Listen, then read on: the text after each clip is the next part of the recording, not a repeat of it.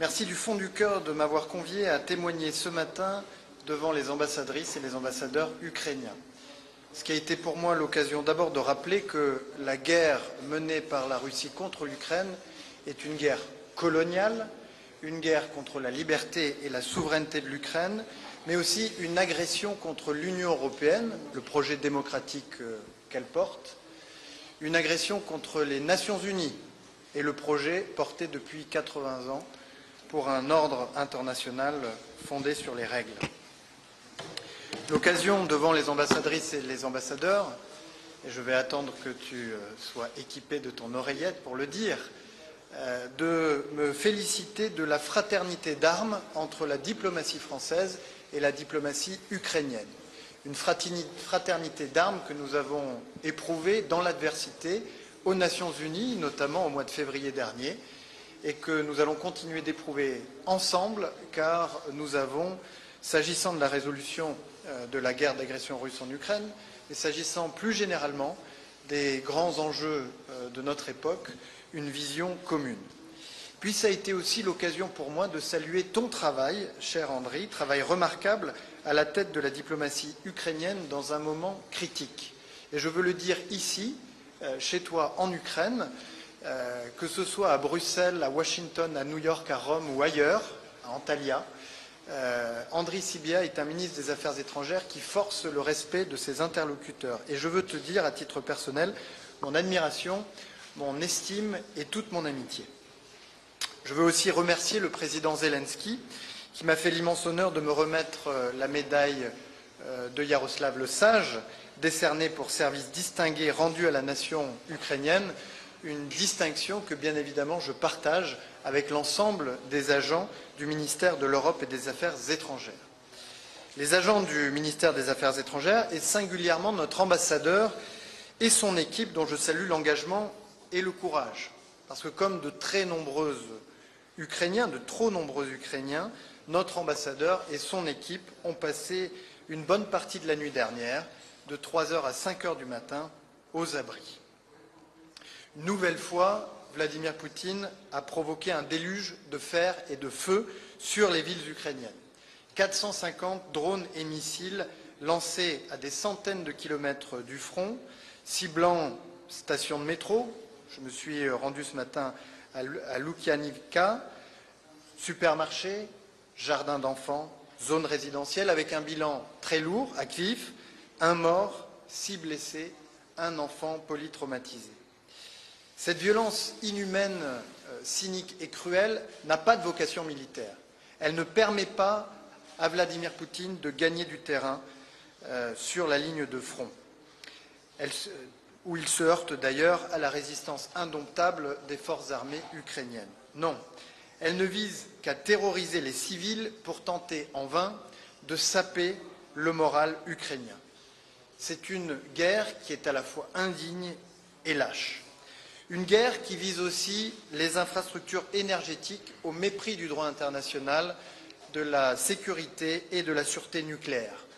Je me suis rendu cet après-midi à Tchernobyl pour constater les dégâts considérables provoqués par un drone Shahed russe qui a perforé le sarcophage de confinement construit il y a 10 ans par des entreprises françaises pour prévenir les émissions radioactives et permettre le retrait des déchets nucléaires les plus dangereux.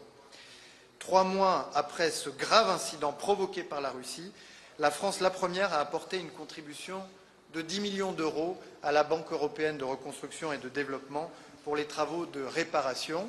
L'Union européenne lui a emboîté le pas et j'appelle les partenaires et alliés de l'Ukraine à se joindre à cet effort, tant les travaux sont essentiels pour que rapidement le risque provoqué par cet incident soit contenu. Mais ce n'est évidemment que l'un des éléments de cette stratégie systématique menée par Vladimir Poutine pour fragiliser les infrastructures énergétiques, effort que nous devons contrecarrer par tout moyen. Face à tant de lâcheté et tant d'indignité, l'Ukraine n'est pas seule. Et c'est le message que je suis venu porter ici à Kiev au nom du président de la République.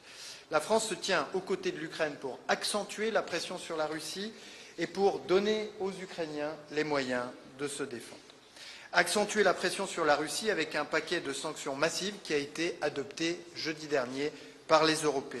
Un paquet de sanctions qui a été coordonné avec nos partenaires, les Britanniques, mais aussi les sénateurs américains, Graham et Blumenthal, qui eux aussi ont planché sur un paquet de sanctions dont je souhaite qu'il soit le plus rapidement possible adopté. Des sanctions qui visent à assécher les ressources mobilisées par Vladimir Poutine pour financer son effort de guerre, et notamment ses recettes pétrolières, avec le plafonnement du prix du pétrole, avec des embargos, un embargo sur les produits raffinés en provenance de pays importants du pétrole brut russe, avec la désignation de plus de 70 navires de la flotte fantôme que la Russie utilise pour contourner les sanctions que nous avons d'ores et déjà appliquées.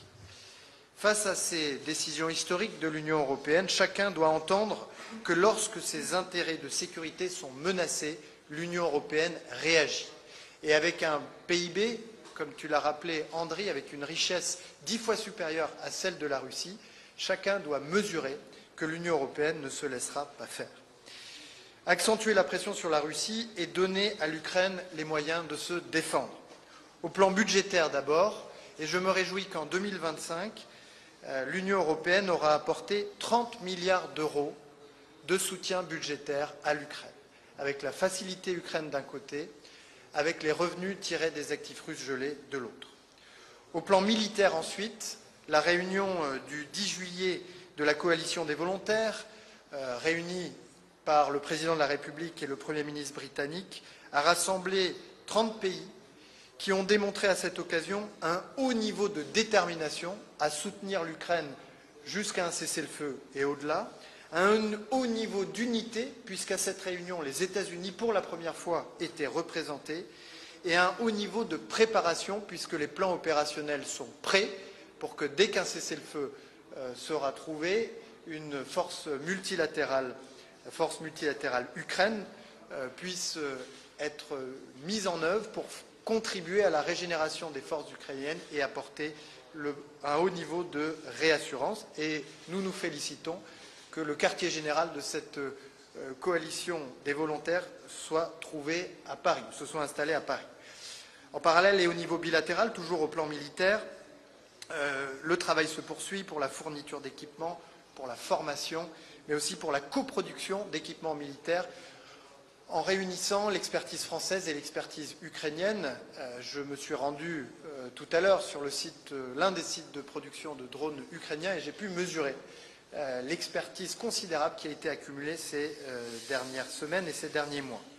Notre objectif est d'augmenter le nombre de pilotes formés pour rendre possible de nouvelles sessions, et notamment des sessions de Mirage, dont tu as rappelé, Andriy, qu'ils avaient pu faire la différence sur la ligne de front.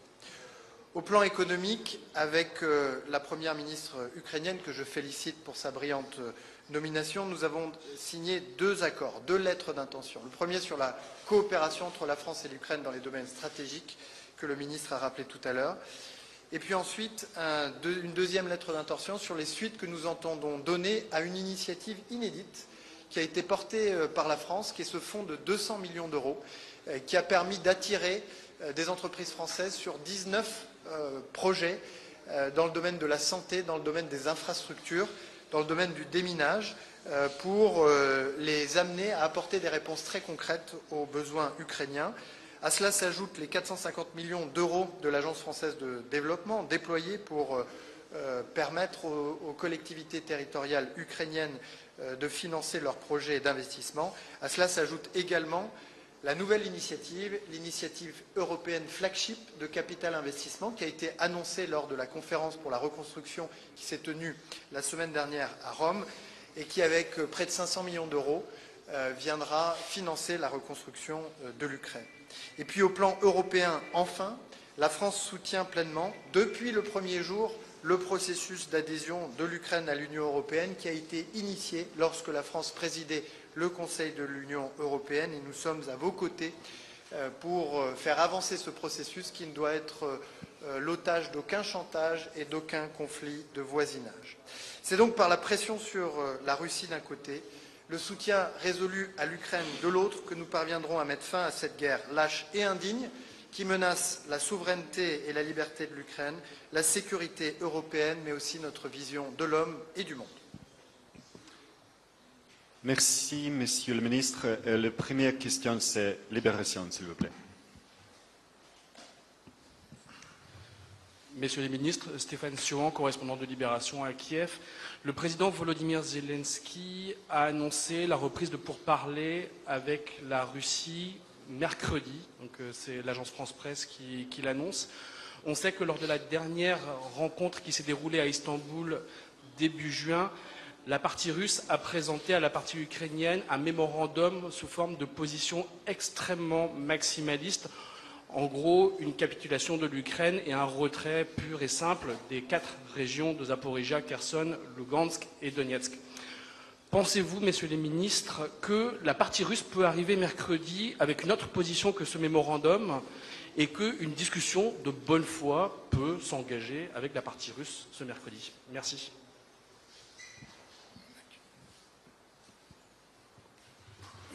Дійсно, ми прагнемо досягнення справедливого і всеосяжного миру. Відбулося 2 раунди, 2 зустрічі в Стамбулі. Ми отримали позитивну динаміку після цих зустрічей щодо обміну полоненими. Цей процес триває, а також і в контексті інших заходів підвищення довіри. Це повернення цивільних, це повернення дітей. Тому з цих міркувань цей процес важливий і має право на життя щодо його продовження.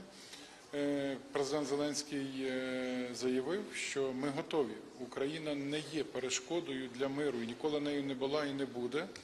Ми наполягаємо на перемир'ї і дуже важливо, щоб ці зустрічі, можливі зустрічі у разі узгодження можливої дати, щоб вони були предметні, щоб інша сторона мала мандат обговорювати ті найголовніші питання – закінчення війни, досягнення перемир'я. Поки що ми цього не бачимо, тому одна з пропозицій була, щоб дійсно ми мали змогу обговорювати такі стратегічні питання, провести зустріч на рівні Зеленський-Путін за участю, це би було дуже добре, президента Трампа, лідерів Європи, президента Ердогана. І ми вважаємо, що такий розвиток, безумовно, би вплинув на подальшу динаміку, власне, процесу досягнення перемир'я.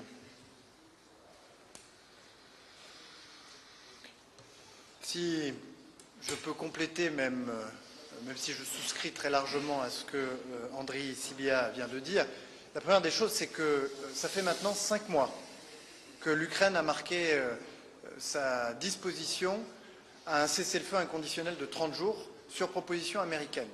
Et ça fait 5 mois que nous attendons que la Russie fasse de même. Deuxième élément, les exigences maximalistes de la Russie sont connues. Elles sont connues depuis 10 ans, puisque ce sont les mêmes demandes maximalistes qui sont formulées à chaque fois. Elles sont inacceptables. Les discussions doivent s'engager, mais sur une base qui respecte les intérêts des 2 parties. Parce que la diplomatie, ça n'est pas la soumission. Et la diplomatie, ça commence par des rencontres au niveau des chefs d'État et de gouvernement, ce que Volodymyr Zelensky a demandé à plusieurs reprises, et ça commence par un cessez-le-feu. Parce que comme l'a très bien dit le président des États-Unis, on ne peut pas négocier sereinement sous les bombes. Et nous avons en souvenir les négociations qui s'étaient engagées en 2022 sans qu'un cessez-le-feu ne soit intervenu et qui ont dû être interrompues par les massacres de Boutcha ou d'Izium qui ont démontré la cruauté, le cynisme et l'insincérité de Vladimir Poutine. Il faut donc un cessez-le-feu. C'est pourquoi nous avons accueilli très favorablement l'ultimatum qui a été fixé par le président des États-Unis de 50 jours. Et c'est pourquoi, pour ma part, alors que nous venons d'adopter un paquet de sanctions européen jeudi dernier, j'ai demandé à mes équipes de reprendre le travail pour que nous puissions bâtir un paquet de sanctions encore plus massif si Vladimir Poutine ne consentait pas à un cessez-le-feu permettant à des négociations en bonne et due forme de se tenir. Дякую. Ми, Україна, прошу. Дякую за можливість. Добрий вечір. Пане міністре, перше питання до вас. Минулого тижня ви, зокрема, зустрічалися із спецпредставником президента Трампа Кітом Келлогом. Чи можете ви нам підтвердити або спростувати, що українська сторона передала через Кіта Келлога, по суті, Пентагону перелік найнеобхіднішого озброєння у новому пакеті, яке будуть купувати для нас країни НАТО? Ну і ще які теми безпосередньо із Кітом Келлогом обговорювалися? Можливо, були певні домовленості або позитивні сигнали в критичних для нас речах. And my second question is it's possible I will ask in English. Today you met with President, with our member of Ukrainian government, and the main issue was the production of drones. But could you provide us more details? I absolutely understand that this sensitive issue, but will it be co-production or it will be like investment for our production? And one more important question, what about risks? Because we understand that Russia continue attack every Ukrainian cities every day or from week to week. So what about risks? Thank you so much. Так, я тоді розпочну відповідь на ваше запитання. Минулого тижня відбувся важливий візит генерала Келлога. До речі, звернув увагу, що протягом його перебування в Києві жодних атак російського агресора на Київ не було зафіксовано. Це ще одне свідчення, кого насправді боїться Путін. Путін боїться лише Трампа. Він розуміє, що лише Сполучені Штати Америки можуть примусити їх до миру. Візит був дуже інтенсивним. Генерал Келлог мав змогу зустрітися з представниками української влади, вищим керівництвом держави, з представниками, з військовими. Тобто він отримав інформацію з перших рук. Чому це важливо? Тому що ми повинні теж ламати чи протидіяти російському наративу, що Росія виграє. Ні, Росія не виграє і Україна не програє. Це важливо виходити саме з цієї парадигми. Звичайно, що ми говорили про зброю. І візит генерала Келлога потрібно розглядати в контексті тих домовленостей, які були досягнуті президентом України з президентом США в Гаазі, а потім під час телефонної розмови. Тобто все це продовження того діалогу вищого рівня. І саме він приїхав за результатами, генерал Келлог, за результатами цих продуктивних розмов, які мали нові елементи, це теж я вам підтверджую. Звичайно, що ми говорили про зброю. Це говориться з усіма нашими союзниками. Ми держава, яка воює, яка захищає свою незалежність. І тому зброя нам вкрай потрібна. Так, ми запропонували певний підхід, і генерал Келлог був з ним ознайомлений щодо закупівлі зброї Сполучених Штатів Америки, передусім систем ППО «Петріот». До відома генерала була доведена необхідна кількість, яка дійсно зможе відіграти важливу роль в захисті різних міст і регіонів України. Ми їх потребуємо значну кількість, і, власне, це ми генералу представили. Ну і, звичайно, говорили про спільну взаємовигідну співпрацю. Це і українські дрони, і американська сторона демонструє інтерес в спільному і виробництві, і в нашій продукції. Це і зброя, далекобійна зброя. Ми її також потребуємо, і це обговорювалося. Та інші пріоритетні на сьогодні для фронту позиції були доведені до відома генерала для того, щоб він доповів результати своєї поїздки президенту Трампа, після чого ми очікуємо відповідний контакт, комунікацію між президентом Зеленським і президентом Трампом для подальшого втілення досягнутих домовленостей, а вони, я теж вам чітко можу це сказати, обіцяючі.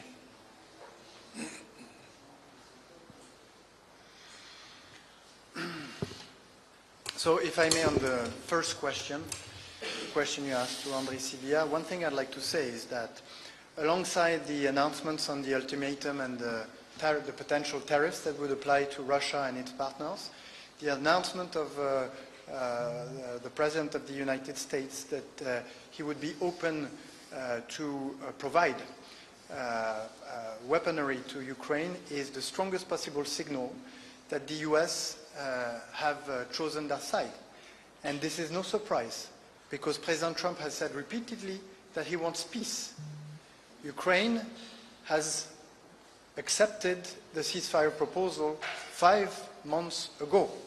And what we've seen over the past 5 months is the drone and missile attacks be multiplied 5-fold and targeting more and more civil and residential areas.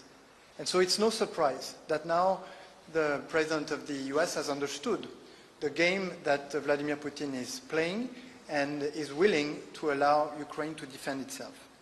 On the second question, again, I visited today a production site of Ukrainian drones, and I was amazed by the level of innovation and technological development that the Ukrainian producers have reached. And this is the reason why there is so much appetite, there is so much willingness on the French side to cooperate with Ukrainian drone producers. And I felt from my interactions with some of the leaders of these companies that there was appetite in the other direction as well. Last month, a major French company announced that they would enter into a cooperation with Ukrainian drone producers. And last week, 80 companies from our national defense, industrial, and technological basis came to Ukraine and met a large number of Ukrainian companies. 200 meetings took place, which is a testament to the willingness on both sides to accelerate on the cooperation and the co-production of weapons and drones in Ukraine. Ok, le troisième AFP, c'est le dernier.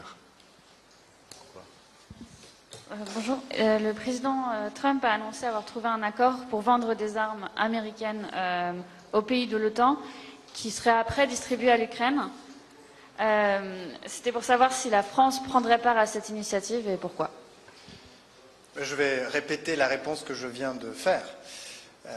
En complément de l'annonce par le président Trump d'un ultimatum de 50 jours conduisant ou le conduisant à prendre le cas échéant des sanctions dévastatrices en appliquant des droits de douane de 100% sur la Russie et les partenaires de la Russie, le fait pour le président des États-Unis de marquer sa disposition à fournir du matériel militaire à l'Ukraine est le signal le plus crédible qu'il a désormais choisi son camp.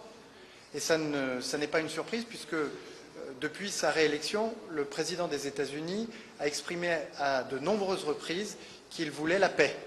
Or, cela fait désormais 5 mois que l'Ukraine a accepté la proposition d'un cessez-le-feu de 30 jours inconditionnel, et cela fait 5 mois que la Russie esquive et amplifie en réalité ces attaques indiscriminées contre des zones résidentielles et des civils en Ukraine, des frappes qui ont été multipliées par 5 en intensité depuis que l'Ukraine a accepté la proposition américaine de cesser le feu. Et donc cette décision du président américain est évidemment une très bonne nouvelle qui fait écho à la participation des représentants américains lors de la réunion conviée par le président de la République et le Premier ministre britannique de la coalition des volontaires qui, comme je vous l'ai dit tout à l'heure dans mon propos introductif, a démontré un haut niveau d'unité, de préparation et de détermination.